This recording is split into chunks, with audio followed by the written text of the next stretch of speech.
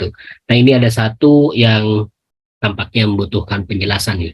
Pada posisi al-ghadab ditentukan dan harus diawali dengan guncangan ruhani. Oh ya, yang pertama berarti ya. Berarti berlaku untuk yang mau tobat. Bagaimana dengan mereka yang ditentukan jahat dan tidak tobat sampai akhir hayatnya, akhir hidupnya sini. Allah Subhanahu wa taala berfirman pada surah Al-A'raf ayat 182 ya. Wallazina kadzabu bi ayatina sanastadrijuhum min haitsu la ya'lamun. Bahwa orang-orang yang mendustakan ayat-ayat kami sanastadrijuhum ya. Allah istidraj mereka. Istidraj itu berarti bahwa Allah lalaikan, Allah lupakan mereka. Sehingga mereka menikmati keadaan itu. Dan Allah tarik perlahan-lahan dari keadaan yang posisi yang tidak mereka ketahui tentang kenikmatan, hakikat kenikmatan ruhaniah yang ada pada dirinya. Jadi sehingga mereka mungkin beribadah, tapi ibadah mereka tidak lagi punya makna, tidak lagi memiliki rasa apapun. Ini istidraj, keadaan istidraj ini kan terjadi pada orang-orang yang kemudian melalaikan kemudian ini nah guncangan itu ya muncul keadaan yang berbeda-beda ya. Bisa jadi orang itu kadang-kadang memang Allah Subhanahu wa taala hempaskan mereka terlebih dahulu dalam keadaan yang sangat dahsyat, sangat sulit, sehingga muncul kembali keinginan memohon pertolongan Allah Subhanahu wa taala. Ada contoh menarik ini yang dikemukakan oleh seorang mubaligh ya. Ketika ada dua orang yang bekerja, yang satu berada di atas dan yang satu berada di bawah. Dan orang ini yang di atas ini memanggil sahabatnya berada di bawah itu, tapi setelah dia menyeru sahabatnya tidak terdengar suaranya. Sahabatnya sibuk bekerja ya, karena suara bising pekerjaan itu, sehingga dia berpikir apa yang harus dilakukan. Yang pertama dilemparkan uang, tapi orang itu, sahabatnya yang bekerja di bawah itu hanya melirik uang itu dan kemudian mengambil uang itu dan masukkan kantongnya. Dia lemparkan lagi uang, tiba-tiba dia melihat lagi pada uang itu dan kembali memasukkan pada kantongnya. Sehingga sahabat yang berada di atas itu menjadi jengkel. Dia ambil kemudian batu dan dia lemparkan batu itu ke atas kepala sahabatnya. Ketika tepat batu itu mengenai kepala sahabatnya itu sedikit memekik dan melihat ke atas. Kadangkala begitulah. Kisah ini sebenarnya kisah yang dimukakan, dikutip sebenarnya dari Rumi, walaupun saya tidak pernah membaca langsung dari Rumi, tapi Mubaligh itu mengatakan begitu. Bahwa kadangkala Allah memberikan nikmat pada kita, tapi kita tidak memiliki kesadaran pada Allah. Tapi di satu saat di mana Allah ingin mengingatkan kita, Allah berikan ujian yang mengguncangkan diri kita, sehingga dalam keadaan itu baru tiba-tiba kita melihat ke atas. Baru pada saat ketika kita kemudian merasa terguncang, baru muncul kesadaran pada diri kita. Dan kalanya keadaan seperti itu, Allah hempaskan kita karena kasih sayang Allah Subhanahu wa taala. Karena itu di balik bala itu ada kecintaan Allah kepada diri kita. Wala nabluwannakum, kami turunkan bala kepada kamu. Ya. Allah, kami timpakan bala kepada kamu. Bukan karena kebencian, tapi karena kasih sayang Allah SWT. Kalau kita baca ayat itu, wala nabluwannakum bisyai'in minal khaufi wal ju' wa naqsi minal amwali wal anfusi was samarat wa basyiris sabirin. Dan beritakanlah berita gembira. Di ujung ayat itu Allah memberikan kemudian keindahannya. Beritakanlah berita gembira kepada hamba kami yang sabar. Ini menunjukkan bahwa hakikat dari bala yang ada ini pada hakikatnya adalah rahmah. Zohiruhum bala, batinuhum rahmah. Ada kalanya kemudian orang ketika menyadari, kemudian dia muncul kesadaran ilahi, menyebabkan dia kemudian terguncang dengan dosa keburukannya, sehingga dia ingin melepaskan, berpindah dari keadaan itu. Obat seperti yang sudah kita bicarakan di awal-awal itu adalah rujuk, ya. Rujuk ila ta'atillah ba'dal mukhalafatihi. Jadi kembali kepada Allah setelah dia menentang Allah, bertentangan dengan Allah, sehingga muncul kesadaran baru, muncul guncangan yang luar biasa pada dirinya, rasa malu, rasa hina, rasa jauh dari Allah, menyebabkan dirinya untuk kembali dekat dengan Allah Subhanahu wa Ta'ala. Ini terjadi ya. Jadi kalau bagaimana orang yang kemudian tidak peduli dengan itu, dia merasakan kenikmatan begitu saja.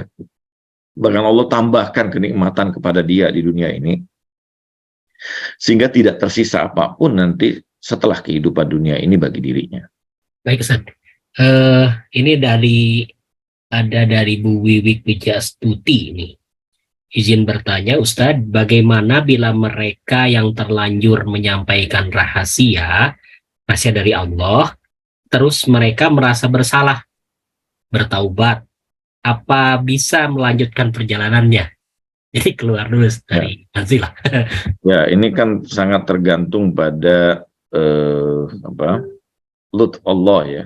Jadi tetapi begini, ada satu hal yang dalam 40 hadis ada perkataan Imam Khomeini yang sangat menohok ya, kita katakan. Imam Khomeini mengatakan, apakah sama antara seorang sahabat yang setia dengan sahabat yang pernah berkhianat? Beda. Ini sangat dahsyat ya pernyataan ini. Walaupun mungkin Allah memaafkan, mengampuni, memberikan kesempatan lagi kepada dirinya, tetapi tidak lagi sama perlakuannya antara orang yang terus setia kepada Allah dengan orang yang pernah berkhianat kepada Allah. Ini tentu menyedihkan kita di satu sisi ya, bahwa kita banyak dosa, banyak keburukan di hadapan Allah Subhanahu wa Ta'ala. Tapi rahmat Allah tentu sangat luas ya. Walaupun mungkin tentu kita tidak bisa lagi mencapai kedudukan misalnya yang dicapai oleh para maksumin alaihissalam ya, yang memang mereka mencapai menjaga betul seluruh hal yang terkait dengan hakikat ruhania yang ada pada diri mereka, sehingga mereka mencapai derajat yang kemuliaan yang sangat luar biasa dibandingkan kita yang kemudian banyak lemah, banyak terjatuh ya. Orang yang banyak terluka tubuhnya tentu berbeda dengan orang yang tidak pernah terluka. Ada bagaimanapun dia mencoba untuk menutupi luka-luka itu, tetap ada bekas yang terus bersama dengan dirinya. Demikianlah kemudian efek dari pengkhianatan kita kepada Allah Subhanahu wa Ta'ala. Termasuk tadi ya, orang yang sudah kemudian membocorkan rahasia ruhaniah antara dirinya dengan Allah, tentu tidak mungkin akan mendapatkan keistimewaan seperti yang terjadi sebelumnya. Sekalipun tentu Allah dengan kemahakuasaannya, dengan kasih sayangnya, memberikan kesempatan yang tanpa batas pada setiap hambanya. Baik, Ustaz. Ini masih terkait dengan Godbun ini. Dalam rangka mempertahankan senantiasa ada dalam genggaman Allah Subhanahu wa Ta'ala itu, memang tadi kan awalnya dari posisi taubat dulu, dari posisi keterpurukan gitu ya. Kemudian untuk terus berada dalam kondisi yang Godbun itu kan jangan sampai keluar itu. Bagaimana gitu? Kan tidak mungkin kalau misalkan posisi imam, posisi nabi kan kita nggak bisa. Ya, ini memang tidak mudah ya. Karena kita tentu masih dalam keadaan ahwal ya.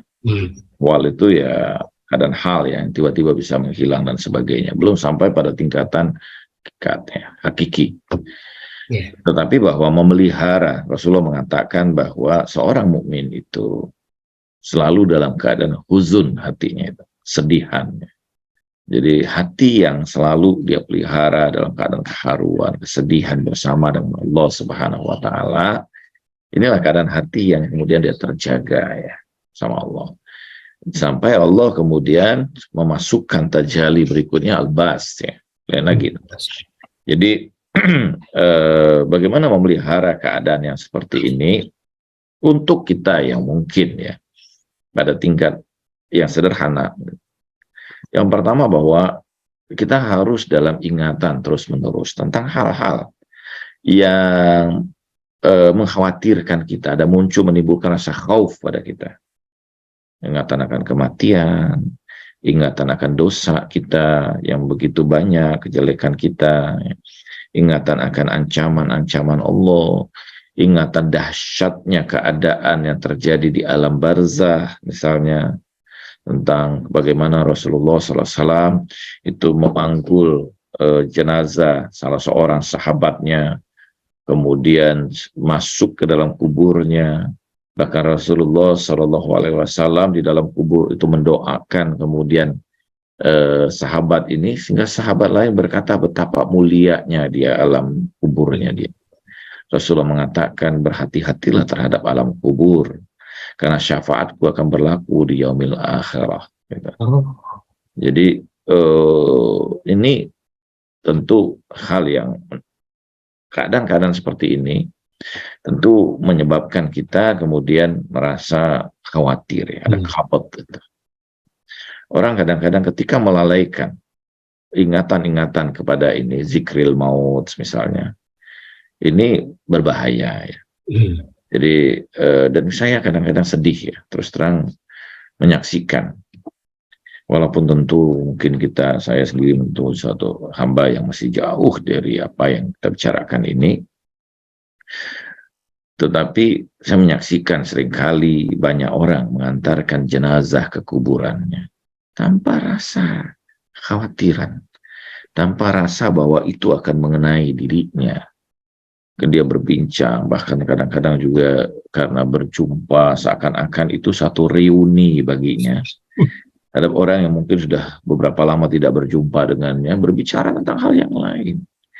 Di hadapannya ada satu jenazah yang sedang dalam ketakutan yang luar biasa, diturunkan pada liang lahatnya untuk tinggal dalam kesendiriannya, berhadapan dengan ancaman-ancaman yang terjadi di alam barzah atas seluruh perilaku, kejelekan, keburukan yang pernah dia kerjakan dalam kehidupannya, yang peristiwa itu mungkin dalam waktu dekat akan dialami oleh orang yang sekarang mengantar jenazah itu. Mungkin besok atau lusa orang-orang akan mengantarkan jenazah kita mengalami peristiwa yang sama.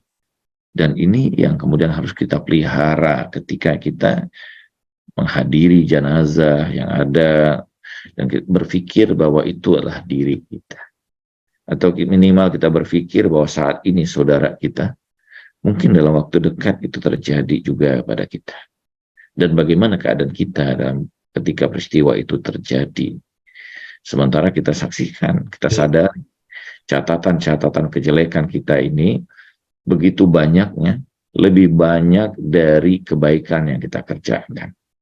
Bertambah panjang usia kita, dalam doa Imam Ali Zainal Abidin di dalam Sahifah As-Sajadiyah itu, bertambah banyak catatan keburukan, bertambah banyak nikmat-nikmat yang diberikan, bertambah banyak pula maksiatan yang dilakukan. Ini keadaan kita sebenarnya. Imam tengah mengajarkan keadaan kita ini, kesadaran keadaan kita ini membuat hati kita menjadi khabdun. Tapi kalau kita melupakan itu, melalaikan diri kita dan kesenangan dan sebagainya, menyebabkan keadaan itu hilang dari kita. Dan seseorang yang berada dalam keadaan khabdun ini, dia akan merasakan hati yang khusyuk, hati yang tunduk di hadapan Allah SWT. Karena itu salah satu ada orang bertanya pada Imam Al-Ghazali, wahai Imam, bagaimana caranya untuk melaksanakan sholat khusyuk? Imam Al-Ghazali memberikan satu nasihat yang sangat baik. Ketika engkau hendak sholat, sadarilah bahwa sholat itu adalah sholat yang terakhir dari hidup. Baik, barangkali ada closing statement sekaligus doa. Ya, semoga Allah Subhanahu wa Ta'ala menjaga hati kita semua, sehingga hati kita selalu luruh dalam haib Ta'ala, menghadirkan kesadaran bahwa kita ini adalah hamba yang lemah, hina, yang tidak memiliki kemuliaan apapun di hadapan Allah Subhanahu wa Ta'ala. tidak memiliki ketinggian derajat apapun, kita adalah hamba yang fakir di hadapan Allah Subhanahu wa taala. Tidak ada amal yang dapat kita banggakan di hadapan Allah, bahkan di balik kenikmatan yang Allah selalu curahi untuk diri kita, terselip beragam maksiat yang kita kerjakan. Kesadaran ini seharusnya mengantarkan kita betapa keagungan yang kita miliki saat ini tidak lebih karena keagungan ilahi, perlakuan ilahi kepada diri kita semua. A'udzubillahi minasyaitonirrajim. Bismillahirrahmanirrahim. Allahumma salli wa sallim wa barik ala Muhammadin wa ali Muhammad.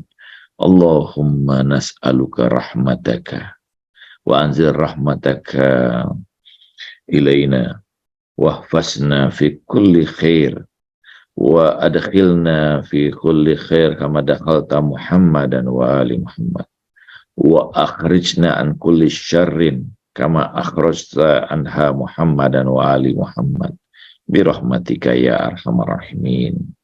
Ya Allah, kami memohon kepadamu, liputilah kami dengan kasih sayang. Turunkanlah kepada kami kasih sayangmu dan liputilah kami dengan kebaikan. Ya Allah, masukkan kami ke dalam kebaikan sebagaimana Engkau masukkan Muhammad dan keluarga Muhammad. Dan keluarkanlah kami dari setiap kejelekan sebagaimana Engkau keluarkan Muhammad dan keluarga Muhammad. Birahmatika ya arhamar rahimin. Walhamdulillahi rabbil alamin. Wassalamualaikum warahmatullahi wabarakatuh. Waalaikumsalam warahmatullahi wabarakatuh. Terima kasih guru kita Kiai Haji Dr. Khalid Anwar-Walid ya. Wa ma taufiqi illa billah, alaihi tawakkaltu wa ilaihi unib. Assalamualaikum warahmatullahi wabarakatuh. Waalaikumsalam warahmatullahi wabarakatuh.